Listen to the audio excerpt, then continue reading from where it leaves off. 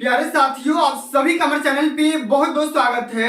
उम्मीद करता हूं कि स्वस्थ होंगे, मस्त होंगे और तैयारी बेहतरीन चल रही होगी। जितने भी विद्यार्थी 2025 बोर्ड परीक्षा में गृह विज्ञान का पेपर देने वाले हैं, उनके लिए गृह विज्ञान का एक लेटेस्ट वायरल मॉडल पेपर लेकर के आ चुका हूं। और बच्चों, इस वीडियो के माध्यम से मैं आप सभी को इस पूरे वायरल पेपर का A to Z full solution provide करने वाला हूं। और बच्चों, एक बात मैं पूरी गारंटी के साथ बोल सकता हूं कि इस वीडियो को जो भी बच्चा ईमानदारी से शुरू से लेकर के एंड तक देख लेता है तो गृह विज्ञान वाले पेपर में 70 में 70 नंबर स्कोर कर जाएगा। इस बात की पूरी गारंटी है। तो आइए बच्चों, बिना टाइम को वेस्ट किए सेशन की शुरुआत करते हैं और सबसे पहले पेपर का पैटर्न समझते हैं कि अब की बार 2025 बोर्ड परीक्षा में गृह विज्ञान का पेपर कैसा आने वाला है। तो बच्चों, जैसे ही पेपर मिलेगा अपने एडमिट कार्ड से मैच करा करके अपने यहाँ पे नाम और अपना यहाँ पे अनुक्रमांक मतलब कि रोल नंबर वगैरह फिलअप कर लेना। इस पूरे पेपर को सॉल्व करने के लिए आपके पास कुल मिलाकर के 3 घंटे 15 मिनट का टाइमिंग प्रोवाइड किया जाता है। 15 मिनट में पेपर को ध्यान से पढ़ना होता है और 3 घंटे में पेपर को सॉल्व करना होता है। 70 नंबर का पूर्णांक होता है। तो आज के इस वीडियो को देखने के बाद आप सभी का देख सकते हो, ये कोड, ये वायरल कोड है। इस कोड को ध्यान रखना, 825 इसी।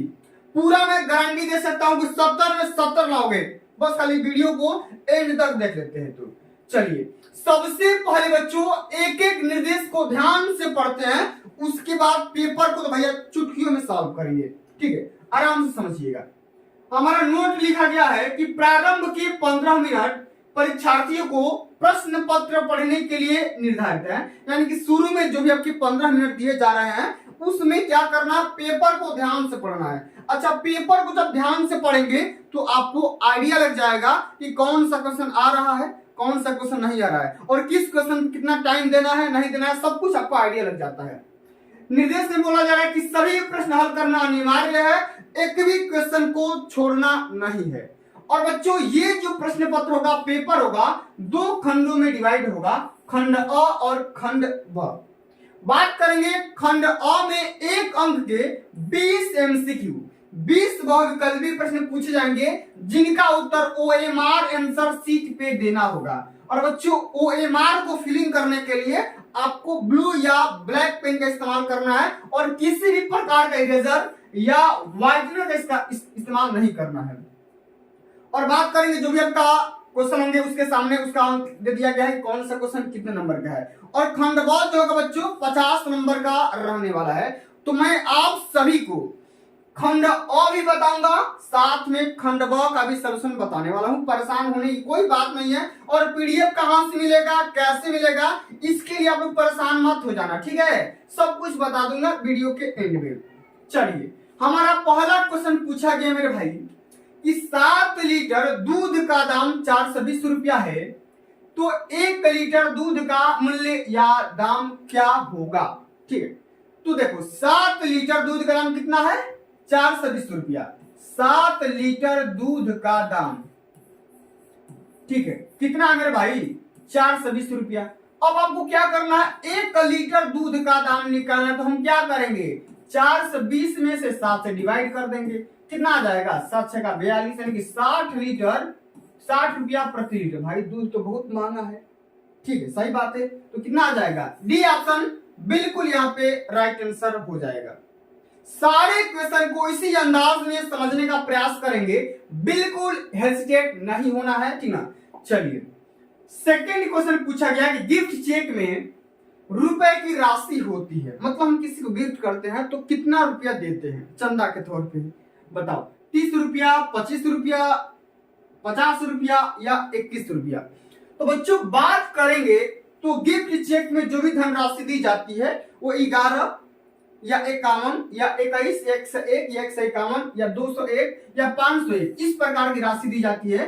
चौथा ऑप्शन बिल्कुल यहाँ पे राइट आंसर हो जाएगा। ठीक है, चलिए अब आगे बढ़ जाना। अगला हमारा क्वेश्चन क्या कह रहा है कि पारिवारिक बचत की सुरक्षा का साधन क्या होता है, बताना है। बैंक, पोस्ट ऑफिस या ए और बी दोनों, मतलब कि बैंक भी और पोस्ट ऑफिस भी, इनमें से कोई नहीं। आप भी बताओ कि क्या होगा। पारिवारिक बचत का सुरक्षा का साधन क्या है, मतलब हम जितना कमाते हैं और कमाए गए रुपए में से जो हम खर्च कर देते हैं और खर्च करने के पश्चात जो हमें धनराशि शेष बच जाती है उसी को बचत कहते हैं।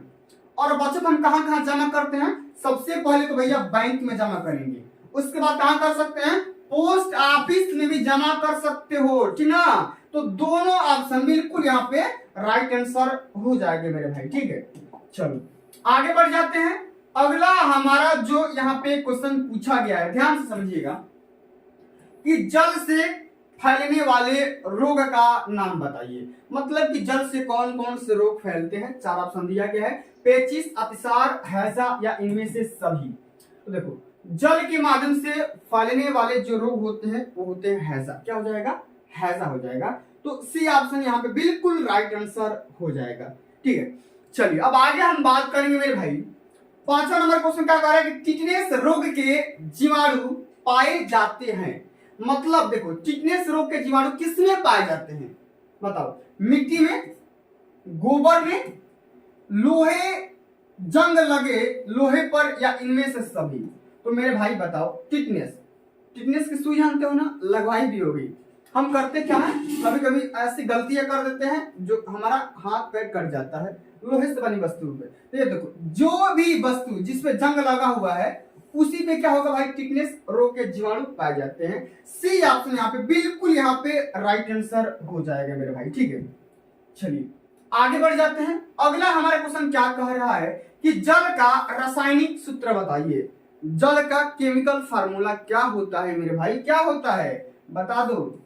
H2O होता है। क्या होता है, H2 होता है और H2 सेकेंड ऑप्शन में दिया गया है। चलिए बात करेंगे कि डेंगू फैलता है। डेंगू किसके वजह से फैलता है, मच्छर के काटने से, घरेलू मक्खी से, तीर चट्टे से या इनमें से कोई नहीं। तो क्या होगा इसका राइट आंसर, मच्छर के काटने से डेंगू नामक रोग फैलता है। या अगर मलेरिया भी बोलेगा तो मलेरिया भी क्या हो जाएगा, मच्छर के काटने से ही फैलता है, ठीक है। चलो आगे बढ़ जाए। अगला very very most important question कई बार पेपर में आ चुका है कि पर्यावरण प्रदूषण का कारण है।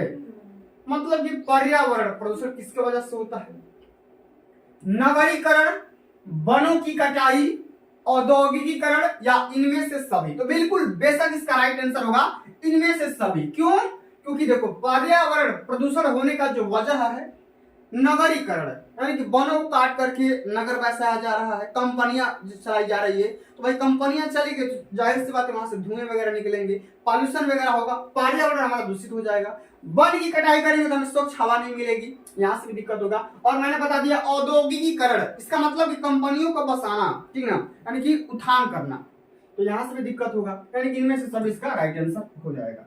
चलिए अगला हमारा क्वेश्चन कह रहा है कि कपड़े पर निशान लगाना चाहिए।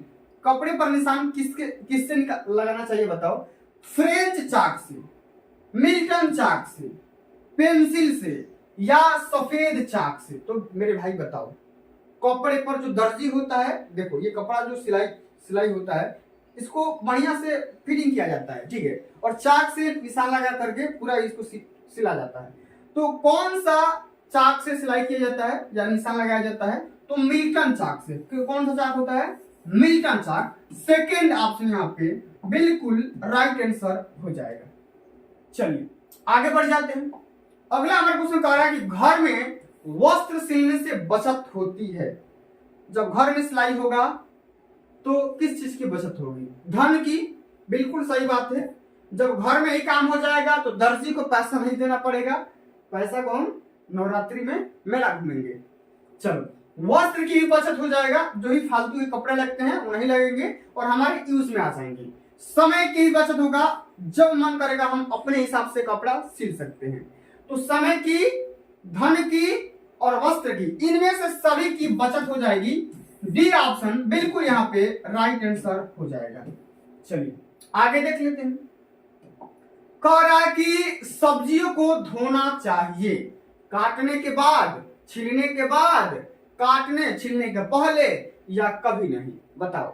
सब्जियों को कब धोना चाहिए? तो बहुत सारे बच्चे इसका राइट आंसर बताएंगे काटने के बाद। तो मैं बोलता हूं कि भाई काटने से पहले धुल लो। अच्छा देखो ना, भिंडी, बहुत सारी ऐसी सब्जियां होती है मेरे भाई जिसको काटने से पहले धुल लो, वरना काम गड़बड़ा जाएगा, भिंडी की सब्जी नहीं खा पाओगे। ठीक है, तो काटने या छीलने से पहले उसके धुलाई बढ़िया से कर लो। और जैसे आलू वगैरह हो तो काटने के बाद भी हम कर सकते हैं। ठीक है, चलिए अब हम आगे बढ़ जाते हैं। अगला हमारा क्वेश्चन क्या कह रहा है कि रोगी का भोजन होना चाहिए। मतलब कि रोगी का भोजन किस प्रकार का होना चाहिए? बताओ। चटपटा? अरे भाई तौबा तौबा। वसी? नहीं भाई। सुपाच्य? हाँ, बिना पका हुआ, बिना पका हुआ देखो तो पेट खराब हो जाएगा। वैसे ही तो रोगी का भोजन कैसा होना चाहिए मेरे भाई? सुपाच्य होना चाहिए, एक कदम पचने वाला होना चाहिए। ठीक है, रोगी तो एक और दूसरे रोग से ग्रसित है, लेकिन उसको भाई कैसा भोजन देना चाहिए? सुपाच्य देना चाहिए। तीसरा ऑप्शन बिल्कुल यहाँ पे राइट आंसर हो जाएगा। आगे बढ़ जाते हैं। कह रहा कि भोजन पकाने में किसका प्रयोग हानिकारक माना जाता है? पानी का, सोडा का, नमक का या चीनी का? तो भोजन पकाने में किसका प्रयोग हानिकारक माना जाता है? तो पानी, नमक, चीनी तो हो जाएगा, लेकिन सोडा का इस्तेमाल कम करना चाहिए, जितना कम हो सके उतना कम करना चाहिए। ठीक है, बाकी तो सब सही है। चलिए आगे बढ़ जाते हैं। कह रहा कि मोच का क्या पहचान है? मोच, मोच जानते हो? बहुत सारी गलतियां करते रहते हो जीवन में, और पैर फिसलने की वजह से, हाथ फिसलने की वजह से इंसान गिर जाता है, और गिरने की वजह से हड्डियां क्रैक हो जाती है, क्रैक नहीं हो पाती तो मोच आ जाती है, और मोच होने की वजह से क्या होता है? आपस में जो नस होता है इधर उधर हो जाता है। ठीक है, उसी की वजह से दर्द भी हो जाएगा, मांसपेशियों में खिंचाव भी आ जाता है, और साथ में सूजन, फूल जाता है, पूरा रोना कराना स्टार्ट हो जाता है। तो इनमें से सभी इसका राइट आंसर हो जाएगा। डी ऑप्शन यहाँ पे बिल्कुल राइट आंसर हो जाएगा, क्योंकि ये सभी मोच के लक्षण है मेरे भाई। ठीक है, चलिए आगे बढ़ जाते हैं। अगला हमारा क्वेश्चन क्या कह रहा है कि श्वसन प्रक्रिया में रक्त का शुद्धिकरण किस गैस के द्वारा होता है? बताओ। कार्बन डाइऑक्साइड, नाइट्रोजन, ऑक्सीजन या हाइड्रोजन? तो बताओ। ब्लड का प्यूरिफिकेशन किस गैस की वजह से होता है? ओब्वियसली बात है ऑक्सीजन। और ये ऑक्सीजन कहां से मिलता है? तो हमें पेड़ पौधों के माध्यम से प्रोवाइड किया जाता है। सी ऑप्शन यहाँ पे बिल्कुल राइट आंसर हो जाएगा। ठीक है, आगे देख लेते हैं। कह रहा है कि किस अंग में रक्त का शुद्धिकरण होता है? किस अंग में ब्लड का प्यूरिफिकेशन होता है? तो भाई बताओ, इसका राइट आंसर बताओ मेरे को। इसका 4 यहाँ पे राइट आंसर दिया गया है, 4 को ध्यान से बताओ कि यकृत में, फेफड़े में, वृक्क में या हृदय में। तो इसका राइट आंसर क्या हो जाएगा? आप लोग मेरे को बताइए, क्या हो जाएगा? वृक्क। क्या हो जाएगा भाई? किडनी में हो जाएगा। चलिए आगे बढ़ जाते हैं। अगला हमारा क्वेश्चन क्या कह रहा है कि अस्थिभंग में मांसपेशियों में होता है। क्या होता है भाई? अस्थिभंग का मतलब क्या होता है? हड्डियों का आपस में भंजन हो जाना, टूट जाना, क्रैक हो जाना। ठीक है, तो जब अस्थिभंजन होगा तो मांसपेशियों में क्या होगा? सूजन आ जाएगा, सही बात है, दर्द भी होगा, और अंग निष्क्रिय हो जाता है। निष्क्रिय मतलब कि काम करना बंद कर देता है। ठीक है, तो क्या होगा इसका राइट आंसर? सी हो जाएगा। अरे सॉरी, यहाँ पे इनमें से सभी हो जाएगा। क्या होगा? इनमें से सभी हो जाएगा। ठीक है, चलिए आगे देख लेते हैं। अगला हमारा क्वेश्चन क्या कह रहा है, ध्यान से समझिएगा। कह रहा है कि एक स्वस्थ व्यक्ति की हृदय गति प्रति मिनट होती है। मतलब एक स्वस्थ मानव का जो शरीर होता है, हार्ट होता है, 1 मिनट में कितनी बार धड़कता है? बताओ। तो 1 मिनट में मेरे भाई 72 से लेकर के 80 बार। कितना बार? 72 से लेकर के 80 बार धड़कता है। और जो नवजात शिशु होता है, कमेंट में फेंक करके मारो, नवजात शिशु का 1 मिनट में कितना बार धड़कन या नाड़ी या नब्ज धड़कता है? कमेंट में फेंक करके जरूर मारो। ठीक है, चलो मेरे भाई आगे देखते हैं कि थर्मामीटर से ज्ञात करते हैं। थर्मामीटर के माध्यम से किस चीज का पता चलता है? बताओ। नाड़ी की गति, श्वसन की गति, रक्तदाब या शरीर का तापमान? बताओ। थर्मामीटर के माध्यम से क्या ज्ञात करते हैं? तो शरीर का टेम्परेचर सेंस करने के लिए हम थर्मामीटर का इस्तेमाल करते हैं। डी ऑप्शन बिल्कुल यहाँ पे राइट आंसर हो जाएगा। चलिए आगे देख लेते हैं। अंतिम नंबर क्वेश्चन क्या कह रहा है बहुविकल्पी वाला। कह रहा है कि मानव शरीर में पसलियों की संख्या होती है, मतलब कि हमारे शरीर में पसली की संख्या कितनी होती है, 20, 22, 24 या 28। तो कितना होता है भाई, 12 जोड़ी होता है ना, 24 इसका राइट आंसर हो जाएगा। कितना, 24। वैसे इसको एक बार गूगल कर लेना, देख लेना, ठीक है, तो भाई 24 सही है कि नहीं है, आपको मैं टास्क दे रहा हूं, ठीक है। चलिए अब बच्चों आगे हम बढ़ जाते हैं सेकेंड सेक्शन, जो कि खंड ब होगा। और बच्चों ये जो सेक्शन होने वाला है ना, 50 नंबर का पूछा जाता है। कितने नंबर का, 50 नंबर का। सारे क्वेश्चन को आराम से समझने का प्रयास करते हैं मेरे भाई। निर्देश की प्रश्न संख्या 21 से लेकर के 26 तक अति लघुत्तरी है और प्रत्येक प्रश्न का उत्तर मैक्सिमम 25 शब्द के अंतर्गत ही लिखना है। क्वेश्चन कह रहा है कि चेक कितने प्रकार के होते हैं, ठीक है, उपयोगिता बताओ। तो कई बार हमने बता रखा है चेक मेनली 4 प्रकार के होते हैं, और चेक का इस्तेमाल क्या कहां कहां कर सकते हैं। तो बैंक में भीड़ नहीं लगाना है, शॉर्ट काट काम करना है। इंसान अगर बैंक में नहीं जा पाता है तो चेक के माध्यम से ही भुगतान कर सकता है, ठीक है। तो ये तो हो गया चेक का काम। जल प्रदूषण किसे कहते हैं, तो जल में जो तमाम प्रकार की अशुद्धियां होती है, जैसे कंकड़ हो गया, बालू हो गया, रेत हो गया, धूल हो गया, ठीक है, मिट्टी हो गया, तमाम प्रकार के अशुद्धियां पड़ जाती है, और पड़ने की वजह से हमारा जो जल होता है क्या हो जाता है, दूषित हो जाता है। और इसी दूषित जल को हम क्या बोलते हैं, जल का प्रदूषण कहते हैं, ठीक है। मतलब बिल्कुल सिंपल सा क्वेश्चन पूछा गया है, और इसी प्रकार के क्वेश्चन आएगा, ऐसा नहीं कि नहीं आएगा, इसी एकदम सेम वायरल पेपर भाई।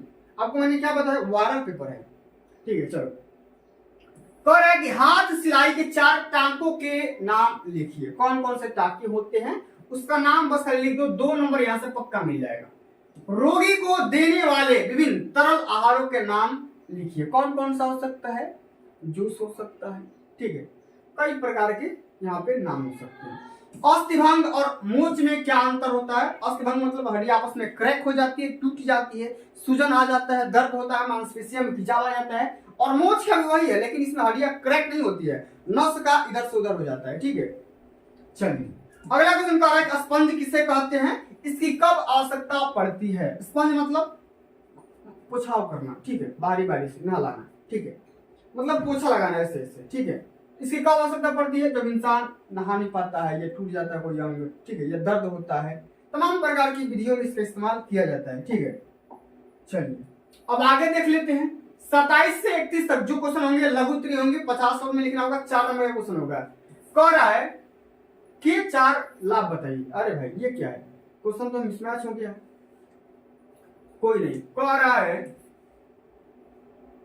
कि चेक लिख लो यहाँ पे, ठीक है, चेक के 4 लाभ लिखिए। तो 4 लाभ लिख दो, 2 नंबर का। अस्थिभंग, ठीक है, 28 नंबर क्वेश्चन यहाँ पे आ गया कि वृक्षारोपण किसे कहते हैं, यह कितने प्रकार की होती है, आपको बताना है। वृक्षारोपण का मतलब क्या होता है, वृक्षारोपण का मतलब यह होता है पेड़ को लगाना, ठीक है। और यहाँ पे क्वेश्चन किया गया 29 नंबर में कि 12 कुर्सियों का मूल्य 1260 है, एक कुर्सी का मूल्य बताओ। तो 1260 में से 12 से भाग कर दो, 105 रुपया आ जाएगा। मतलब कि बिल्कुल सिंपल सा क्वेश्चन। चलो अगला हमारा क्वेश्चन क्या कह रहा है कि पर्यावरण संरक्षण के 4 उपाय लिखिए। बिल्कुल सिंपल भाषा है, आराम से कर जाओगे, कोई दिक्कत नहीं। भोजन पकाने के कोई 2 उद्देश्य लिखिए। क्यों भोजन पकाते हैं, तो सुपाच्य बनाने के लिए, स्वादिष्ट बनाने के लिए, ठीक है, मतलब कि आराम से कर जाओगे, ठीक है। अब चलो 32 से लेकर के 34 तक जो क्वेश्चन आएंगे दीर्घ उत्तरीय वाले रहेंगे, 6 नंबर के क्वेश्चन रहने वाले हैं। सारे क्वेश्चन को आराम से सॉल्व करेंगे। एक विद्यालय में 1000 विद्यार्थी हैं, 40% विज्ञान के हैं, तो शेष साहित्य वर्ग के हैं। तो कह रहा है कि दोनों वर्गों में विद्यार्थियों की अलग अलग संख्या बताइए। आइए समझते हैं भाई। कह रहा है कि विद्यालय में 1000 विद्यार्थी है, कितना, 1000 विद्यार्थी हैं, 40% विज्ञान के हैं। विज्ञान के कितने हैं, 40%। 1000 का अगर 40% निकालोगे कितना आ जाएगा भाई, 400 आ जाएगा। और जब 1000 में 400 तो विज्ञान के वर्ग के हो गए, तो बचे कितने, 600। तो शेष साहित्य वर्ग कितने हो जाएंगे, 600 हो जाएंगे, घटा दो। बिल्कुल सिंपल सा, 400 आ जाएगा। एक गाय 5000 रुपये में खरीद करके 4000 रुपये में बेच दी गई, तो हानि या लाभ का प्रतिशत निकालिए। अरे भाई देखो यहाँ पे तो घाटा हो रहा है। क्रय मूल्य कितना दिया गया है, 5000। विक्रय कितना है मेरे भाई, 4000। हानि कितना हो गया मेरे भाई? विक्रय माइनस क्रय, यानी कि 4000 में से 5000 घटा दो, कितना आ जाएगा? 1000 का क्या आ जाएगा? सॉरी, चूंकि क्रय माइनस विक्रय ही होता है, तो 5000 में से घटा दो 4000, कितना आ जाएगा? 1000 का हानि हो गया। परसेंटेज हानि बताना है। क्या होता है फार्मूला? हानि गुणे का 100 बटा क्रय मूल्य कितना होता है? क्रय मूल्य दिया गया 5000, तो 3 जीरो कैंसिल आउट, और ये 520 बार भी कैंसिल आउट, तो 20% का क्या हो जाएगा मेरे भाई? हानि हो जाएगी। कितना? 20% की हानि हो जाएगी। चलो आगे देख लेते हैं। सिलाई किट किसे कहते हैं? उसमें रखने वाले सामानों की सूची बनाइए और प्रत्येक का उपयोगिता लिखिए। बिल्कुल सिंपल सा है। ये नहीं यार, ये बताओ कि 18 वर्ष के लड़के की पायजामे की ड्राफ्टिंग कैसे करते हैं। ठीक है। और अंत में हमारा क्वेश्चन पूछा गया कि भोजन में कौन कौन से आवश्यक तत्व पाए जाते हैं, हमें उनसे क्या लाभ होता है, बताओ। तो भैया इस प्रकार से सारे क्वेश्चन को तैयार करके जाने हैं, और यह एक वायरल पेपर है। अब चलिए, अब बहुत सारे बच्चों को डाउट रहता है, दिक्कत रहता है, इसका पीडीएफ प्राप्त करना चाहते हैं। देखो, तो पीडीएफ कहां से मिलेगा आपको बता दे रहा हूं। 8318105051, ये मेरा व्हाट्सएप नंबर है। इस व्हाट्सएप पे कांटेक्ट करोगे, पीडीएफ भेज दूंगा, कोई दिक्कत की बात नहीं है। तो इसी पे व्हाट्सएप करना है अगर पीडीएफ प्राप्त करना चाहते हो। तो प्यारे साथियों, आप सभी का आज के लिए बस इतना ही। अगर ये वीडियो अच्छी लगी होगी, हेल्पफुल लगी होगी, तो वीडियो को लाइक कर देना, शेयर कर देना, चैनल पर नए होंगे तो सब्सक्राइब जरूर करना, और कमेंट करके बताना कि वीडियो कैसे लगी, अच्छी लगी या बुरी लगी, कमेंट जरूर करना। ठीक है, तो आज के लिए बस इतना ही। जल्द मिलते हैं अगली वीडियो में, तब तक के लिए जय हिंद, जय भारत, वंदे मातरम।